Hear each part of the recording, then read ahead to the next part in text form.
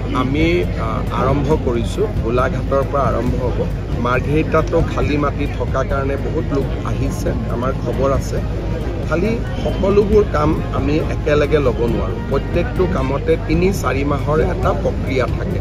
সেইকাৰণে য'ত সমস্যাটো হাতৰ পৰা ওলাই যাব হৈছে তাতে আমি কৰি আছোঁ। কিন্তু মই ভাবোঁ যে এটা সময়ত আমি গোটেইখিনি মাটি উচ্ছেদৰ জৰিয়তে হওক বা আন ব্যৱস্থাৰ জৰিয়তে হওক আমি আমাৰ মাটিখিনি আমি উদ্ধাৰ কৰিব পাৰিম। খালি অলপ সহায়ো লাগিব আৰু ধৈৰ্যও লাগিব, কাৰণ এটাৰ পিছত এটাকৈ কৰি গৈ থাকিব লাগিব। মই যোৱাকালিও দৰঙত কৈছিলোঁ যে ১ লাখ আমি ২৯,০০০ বিঘা মাটি আমি বেদখলৰ পৰা মুক্ত কৰিছোঁ, কিন্তু অসমত ২৯ লাখ বিঘা মাটি বেদখলকাৰীৰ হাতত আছে। এইটো এটা বহুত ডাঙৰ অংক।